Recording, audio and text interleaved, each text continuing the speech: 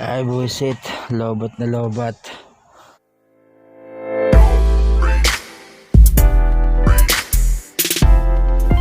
So mga tol, welcome sa channel. DIY muna tayo. Baterya ko diskarga na. I-charge natin siya gamit welding machine. May nabili akong welding machine sa online. Ginagamit ko pagka may mga project akong ginagawa. May mga napapanood ako na pwedeng i-charge yung battery gamit welding machine. Subukan natin. Tanggalin muna natin yung battery.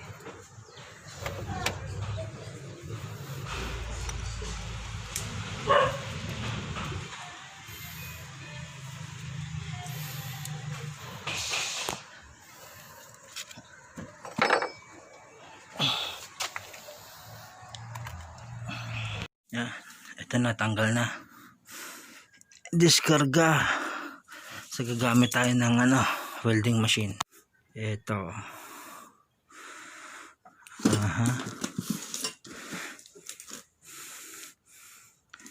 Yan, 280 amperahe ang kayang abutin itong welding machine na to.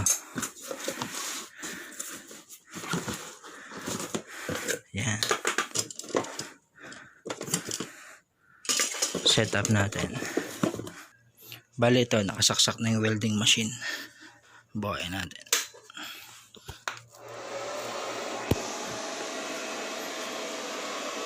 Ayan. Bali 100 na yung babaan lang natin yung ampere.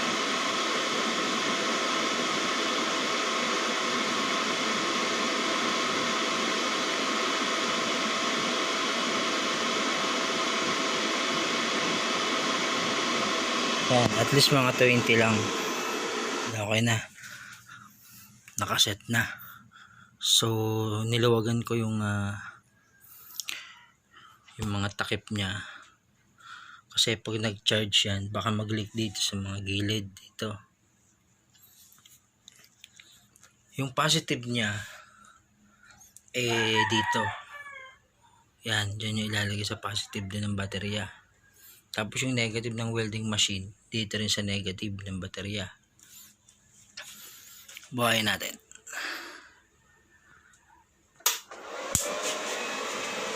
Ayun. Kung narinig nyo, dumiklap.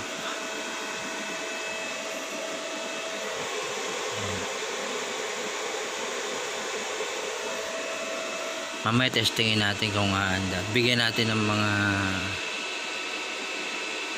30 minutes. So okay na, tanggalin natin.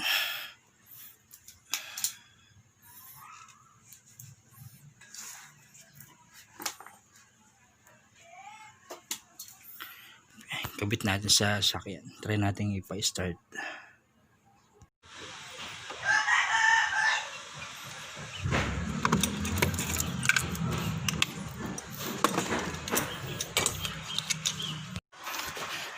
Subukan na natin kung aandar.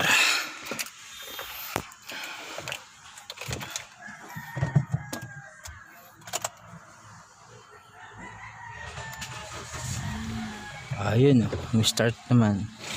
Kailangan. So ayun, nag-start naman siya mga tol. Hanggang doon na lang. Susunod ulit.